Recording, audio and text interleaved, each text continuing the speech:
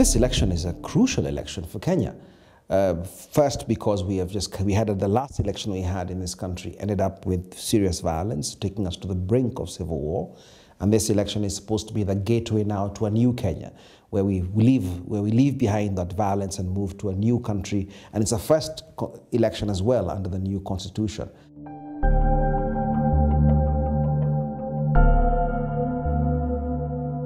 Kenya is in the middle of a huge, huge transition. We are reforming a whole host of institutions all at the same time.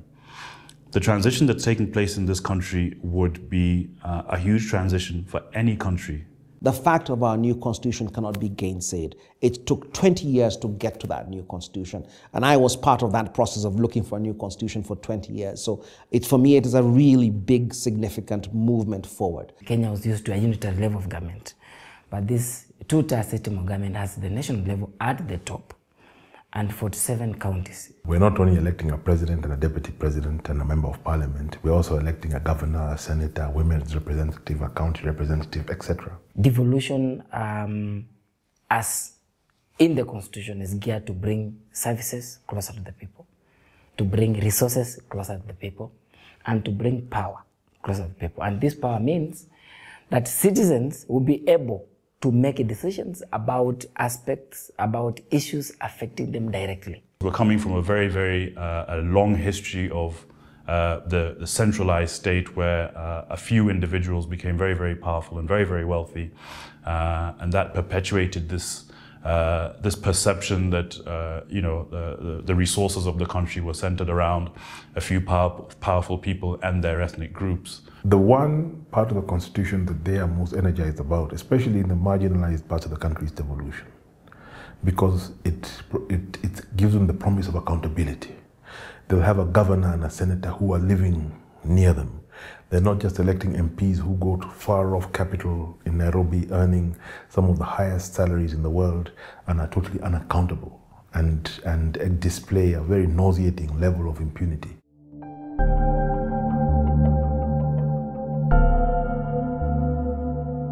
We need leaders who believe in the constitution and can try and implement it as it is. If we don't do that, or if we implement it badly, or we go through the process as you have seen in the last 1 year or so since the constitution was passed, if we take the same process where central government is basically refusing to accept that there's a new constitution, and they're doing things the same way they did before, that they're just ignoring it completely. If that trend continues, then there's likelihood of a fallout. Of what nature, I cannot tell you. For me, one of the biggest risks is that we will simply devolve corruption, and that we will simply devolve centers centers of corruption. If you elect somebody who doesn't understand the dynamics of management at the local level, then you are in for a rude shock as a county.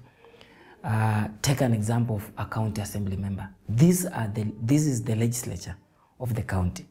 But if you are voting people who even don't understand the basics of legislative work, or even how to hold their leaders accountable, then what it means is that we'll have poor laws. What it means is that we'll have counties that will, county government officials that will have permission to do anything they want. I don't think enough or very much has been done to educate the public about this. Which means that we're going to learn by doing in the next 5 years. It's going to be very bumpy.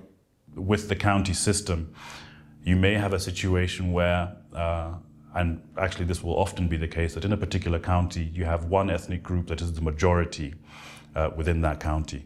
So those who are the minority within the county may not have access to these very resources or decision-making that has been devolved to the county level. This skewed misconception that the county will belong to the majority community and it is their turn to fill those positions to the exclusion of minority communities that reside within that county, and without taking into account the interest of the rest of the nation, could divide the country if not properly and systematically addressed. This devolution, if well managed, and this constitution, if implemented to the latter, to its spirit and its letter, there is stability.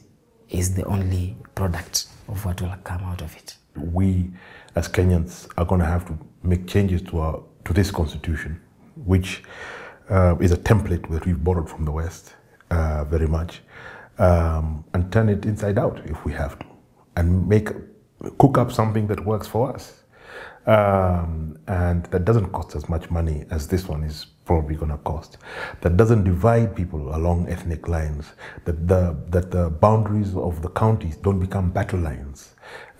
We've got to ensure that the constitution is a nation-building instrument and not one that tears us apart.